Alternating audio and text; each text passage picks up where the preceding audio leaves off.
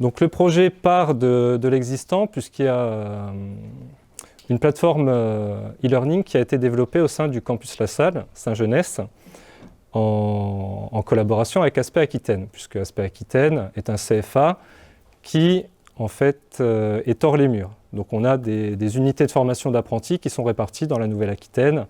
On va en retrouver, comme je l'ai dit, à Saint-Genès, on va en retrouver à l'Immaculée Conception à Pau, ou encore à Saint-Jean-Périgueux, etc.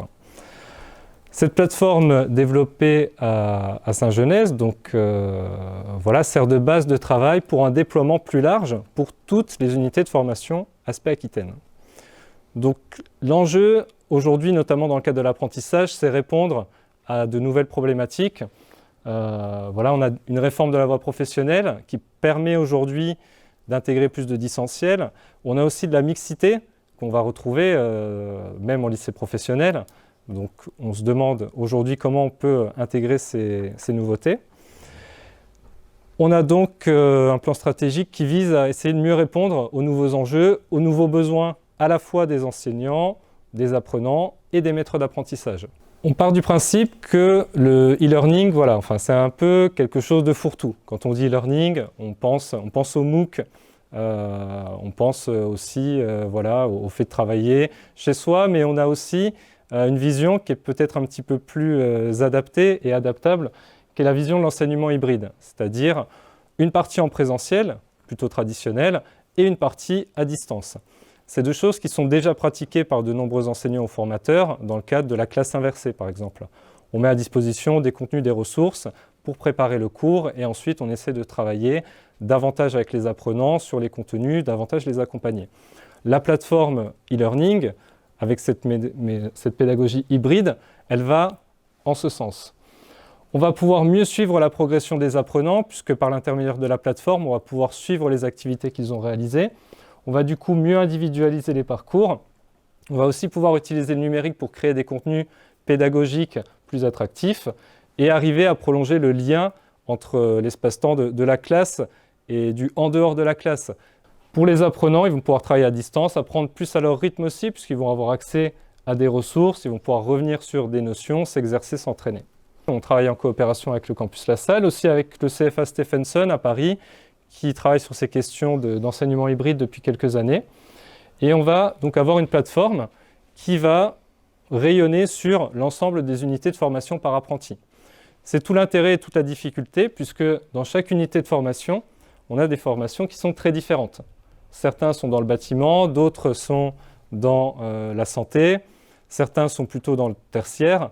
Donc on va avoir vraiment des formateurs différents, des apprenants différents, mais on veut leur proposer un accès à cette plateforme. Donc notre choix, c'est de centraliser et donc gérer, administrer la plateforme, tout en proposant un accès distinct à chaque unité de formation. Donc chaque unité de formation aura accès à une page spécifique avec aussi des contenus ou des outils adaptés à ses besoins. Le dispositif sur lequel je travaille, c'est le dispositif de la plateforme e-learning. Donc pour ce dispositif, j'ai la chance d'être accompagné par un groupe d'experts qui s'intéresse au digital et qui va surtout m'apporter beaucoup d'aide pour la réflexion que l'on mène autour de la diffusion de ce dispositif. Il y a un travail qui est fait avec des groupes pilotes pour développer la plateforme auprès d'apprentis répartis sur la Nouvelle-Aquitaine. Donc le questionnement, c'est comment on peut arriver à impliquer les formateurs dans l'utilisation de cet outil et leur faire repenser leur approche pédagogique pour intégrer le digital.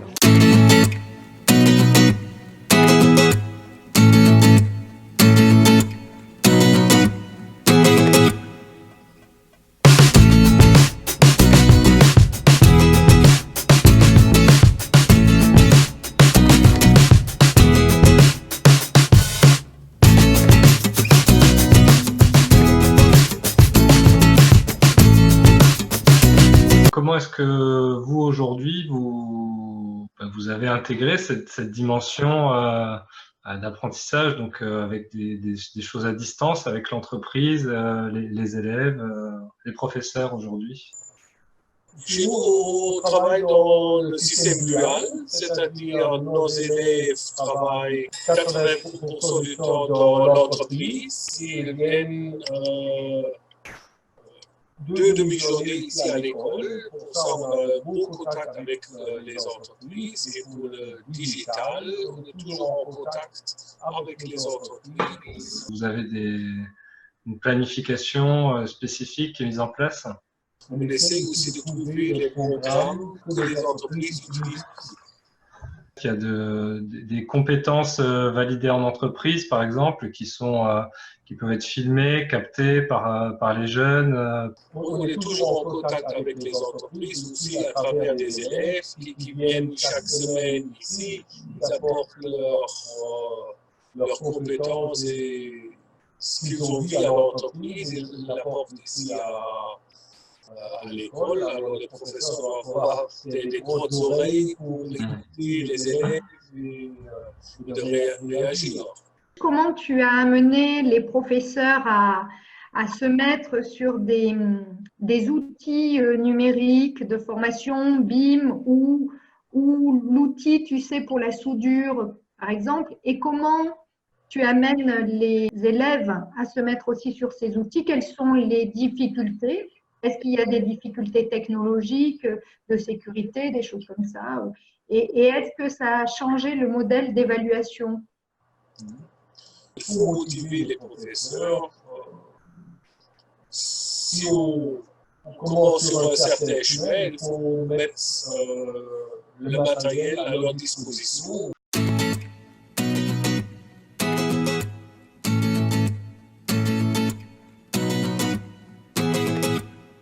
L'éducation du Québec a mis en place un plan du numérique.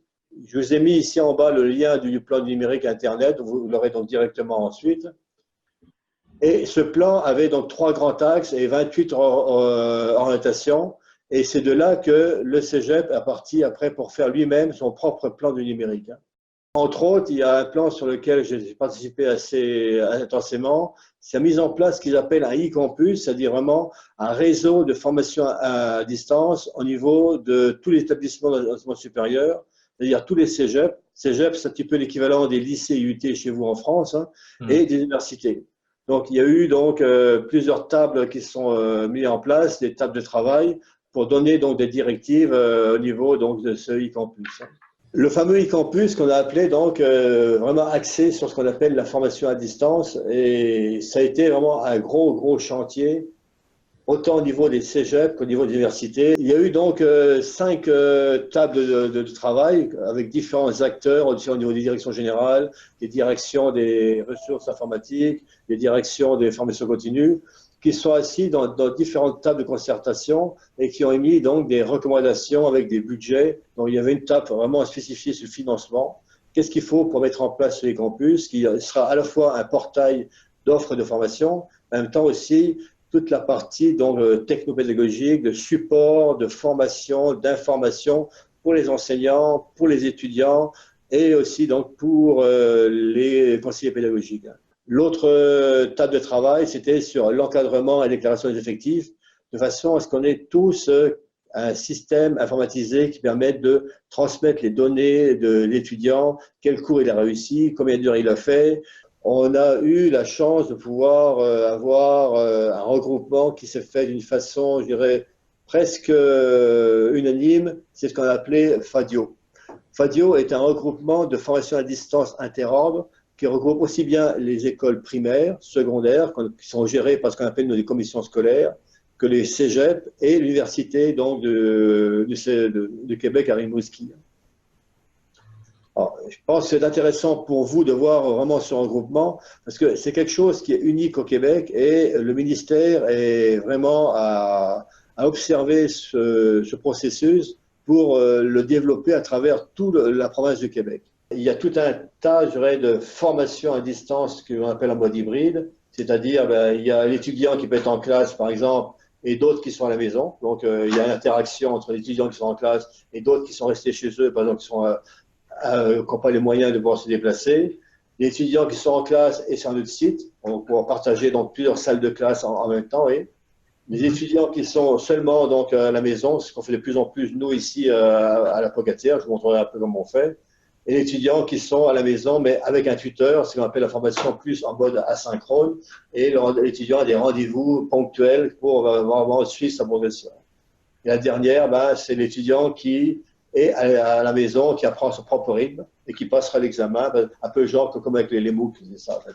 Les retombées qu'on a, nous, pu, valider ici, ben, c'est l'économie de temps et d'argent. Au lieu de se casser la tête des fois à vouloir développer tout seul, ben, de travailler en réseau, de travailler en collaboration, ben, on va plus vite, c'est sûr, puis c'est moins cher.